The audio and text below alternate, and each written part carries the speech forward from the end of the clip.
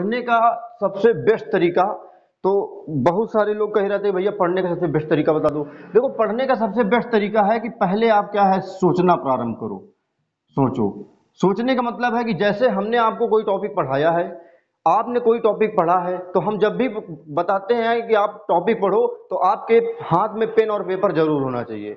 जो आपको जानकारी लगे उसे नोट डाउन कर लो।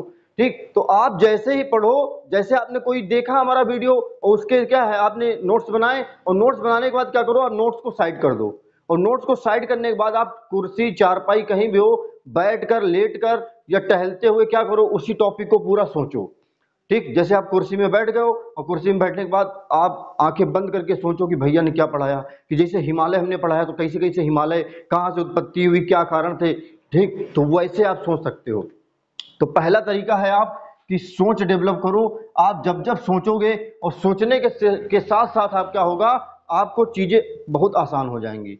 दूसरा है लिख कर।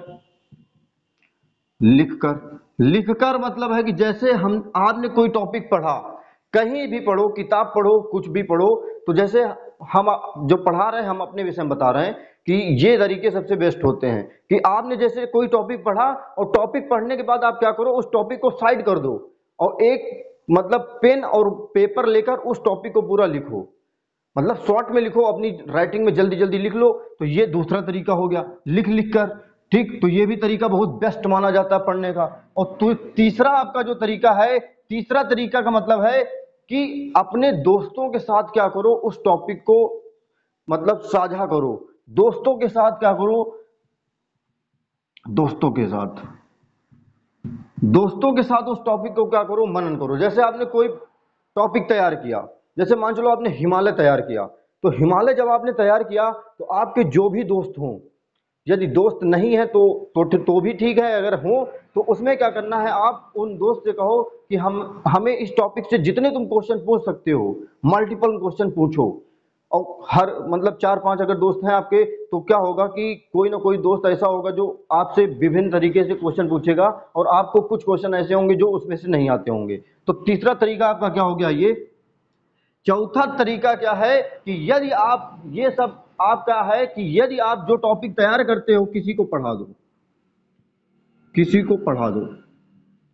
कोई छोटा बच्चा है आपके घर में, उसको पढ़ा दो। बगल में पड़ोसी का लड़का है, उसको पढ़ा दो। कह दो आओ आओ, आज हम तुम्हें देखो हिमालय पर्वत बताते हैं, कहाँ से उत्पत्ति हुई, क्या कारण थे इसके। ठीक, तो तीसरा तरीका आपका क्या हो जाएगा, ये भी हो जाएगा।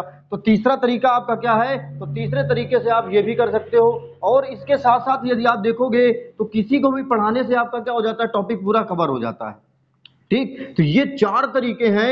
इन चारों तरीकों में यदि आप कोई एक तरीका भी पढ़ते हो तो आपकी तैयारी बिल्कुल 100% मानी जाती है।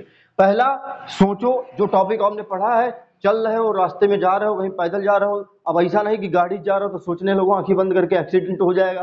ठीक, तो ऐसा नहीं करना है सारे काम, तो सोच सोच के।